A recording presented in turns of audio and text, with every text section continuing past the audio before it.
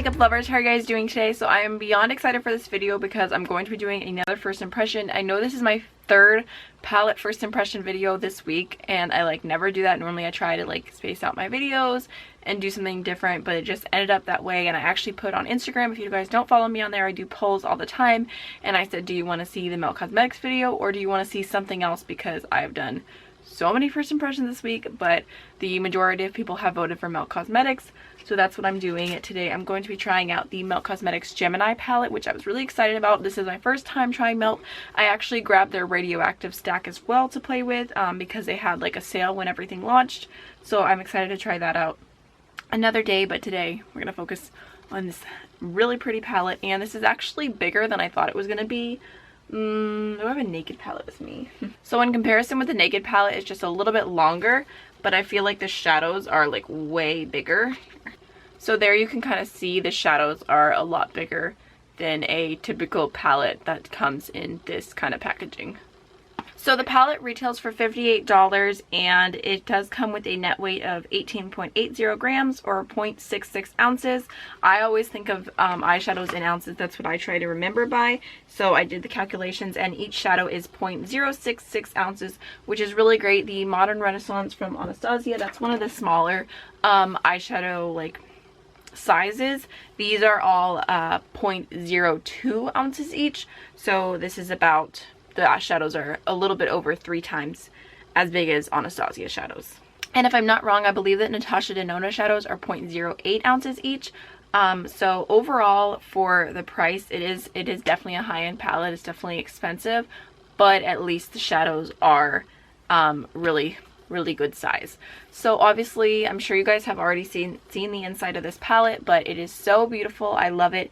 I love that it's I know that I've said that I'm over neutrals, and I pretty much am, but I love that this is a neutral palette with like a pop of like, not even a pop, like there's several green shades, and I just feel like there's so much you could do with this. Like this just feels like the perfect grungy palette, and I don't know, I love the tones so much, so I'm so excited about this. The only thing I can say already, the one thing I wish was in this palette, if I could get rid of like one of these matte shades, like probably this one I could get rid of and move everything down, and then at the end, very end, I wish that there was a duochrome, like really pretty, just a light green shade. I think that would be so beautiful with this palette, and I think that would really just add something different to it. Or even if just get rid of this gold shade and do a light duochrome. I don't know, I feel like that's what I think is missing from this palette. So I'm pretty sure that no matter what look I end up doing, I'm going to go ahead and use the Moonchild Glow Kit from Anastasia and take the shade Lucky Clover, which is like a light duochrome green shade, which is, I just feel like that would be so perfect in the palette. Alright, so enough blabbering. I already primed my eyes with the Plouise eyeshadow base. Just looks like this in 0.5. Let's just go ahead and start trying these shadows out. So I'm going to go ahead and start off with the shade Moochie. There's definitely a little bit of kickback when you put your brush in the pan, but I don't really mind that all that much. Blending out easy. Going to take some extra.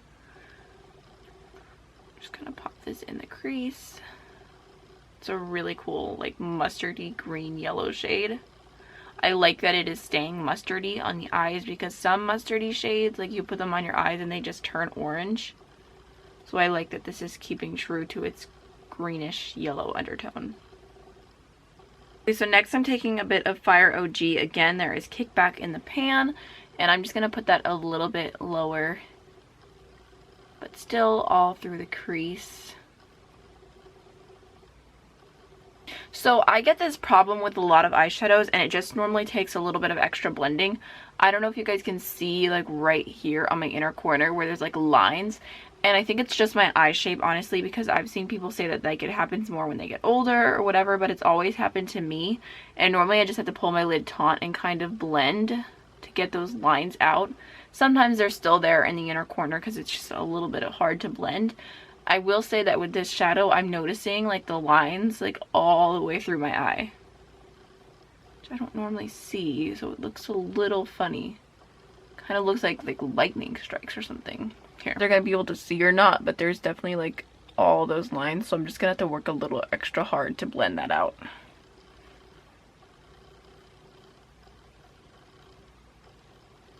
So I totally forgot, but I want this look to be like really smoky on the outer V. So I'm gonna go, ow, oh my gosh, I would just cut myself on tape. I'm gonna go ahead and just put a little tape right here and just blend out the edges a little bit more. Okay, so now I'm taking Leo on a tiny little blending brush, and again, this shade has a little bit of kickback to it. So I'm just gonna kind of start this in my outer V and then just blend into the crease. I actually feel like Fire OG and Leo are kind of similar.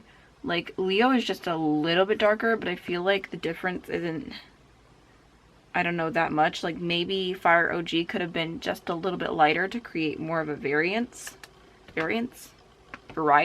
I don't know. Actually, the more I build it up, I feel like I can see the difference between this one and Fire OG a little bit better, so I think it just has to be built up a little bit to get that true like dark green pigment.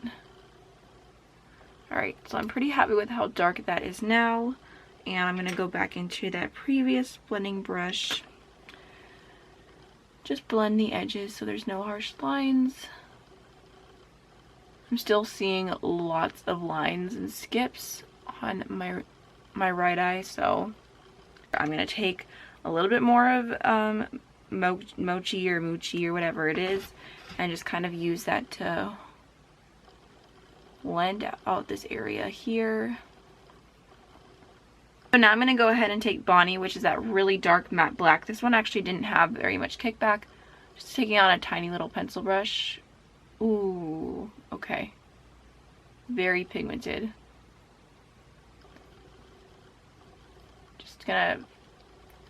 Just definitely going to be careful with that because that's very, very pigmented. So I do really like the black. So I'm going to go ahead and cut my crease really quickly. And by really quickly, I mean like it's going to take me like 10 years.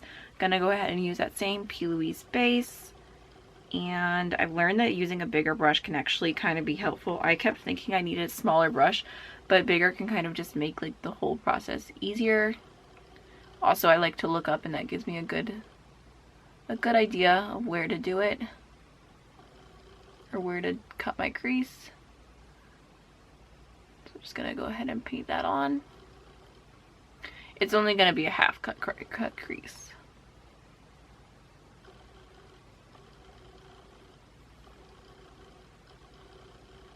Okay, so before I go in my lid shade, I always like to take my outer V shades and I kind of just bring them in a little bit. That way everything just flows together and it's an easy transition. So I'm going to start off with just a touch of Leo on that tiny little pencil brush. And I'm just going to kind of pat that on. Precise with this, just kind of want to bring it in just a little bit. I'm just going to go back in with just a touch more Bonnie on that outer V. And just blend it into Leo. I added a little bit more of that black shade. I definitely want to go in with my blending brush, no additional product, and just blend out the edges again. Make sure it's not harsh. Now it is time to go ahead and take Goals, which looks super beautiful. My brush is picking it up really well. Just gonna kind of tap off the excess, and I'm just gonna go ahead and throw that on the lid. Ooh, very pretty. Okay, not wet at all. Wow, that is stunning. Okay, so now that I have that all over the lid and it is stunning, and there is just a tiny little bit of fallout, but honestly not bad at all, I'm just going to take whatever's left over and just kind of tap on the outer portion. Okay, honestly guys, I'm obsessed with how the eyeshadow look looks right now. Like that green shimmery shade is just everything. So I'm going to go ahead and finish off most of my face, and I'll be back to do the lower lash line. So I'm going to go ahead and start off with Mochi, and I'm just going to do this along the entire lower lash line, kind of smoking it out a little bit because I'm going to do the deeper colors closer to the lash line. I'm going to take a flat eyeliner brush and Fire OG. I'm just gonna like stamp that close to the lower lash line. Okay, I'm gonna go into Leo, basically do the same thing on the outer half, and then last but not least, just gonna go in with a touch of Bonnie like the outer third. I'm just going to go ahead and take the pencil brush and just blend that out a little bit. I have a NYX eyeliner, and this is the shade Golden Olive. I feel like this matches perfectly with this look, so I'm going to go ahead and add that into my waterline. And last but not least, like I said, I'm going to go ahead and take Moonchild and take Lucky Clover, which is just really pretty light green shade, and I'm going to pop that onto my inner corner. Okay, you guys, so this is the finished look, and my overall thoughts on the Gemini palette from Melt Cosmetics, at least as far as my first impression. I can't give a full review because obviously I only used half of the shades, but I do like it, and I'm really happy with the end results. I think it looks really, really beautiful. As far as the mattes go, I think that they are nice, they're pigmented, and they are blendable, but I wouldn't say that they're the easiest shadows I've ever blended. I really didn't have a problem with most of them. Like, I really, really liked Bonnie, the super dark matte black. I really enjoy that shade.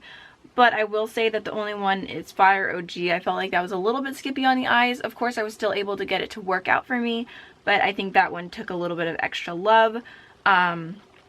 And then as far as the shimmer goes, obviously I only tried one shimmery shade today, which is Goals, but I thought it was so, so beautiful and such a nice formula. I wish there was actually more shimmers in here, at least one more, because I really, really like it. I think that it just looks so beautiful on the eyelids. It's just, it's bright, it's pigmented, it's glittery. There was barely any fallout. Like, I didn't have to work at it to put it on my lids. It was just effortless. So I really, really love the shimmer shade.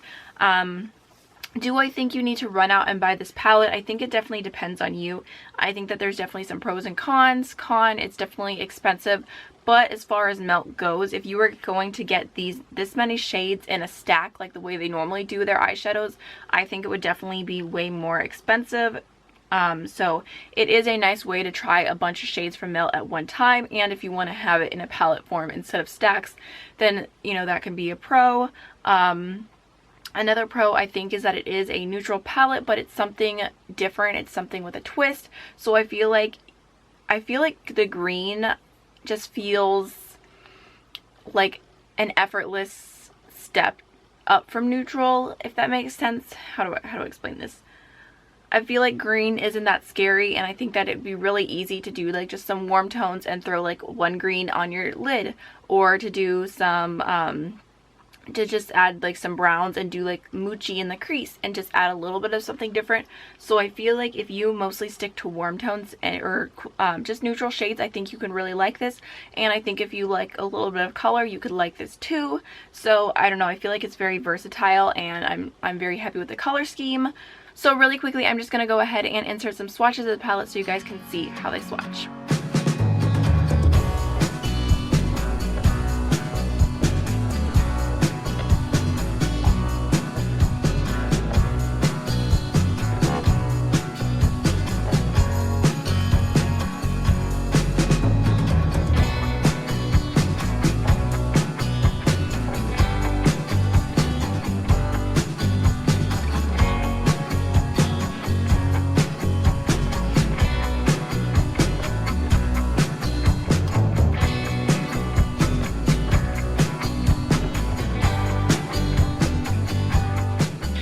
And I also wanted to mention that this is a limited edition, just in case you guys are wondering. I saw that on Melt Cosmetics Instagram today, so if you're kind of leaning towards getting it, just know that it is limited edition.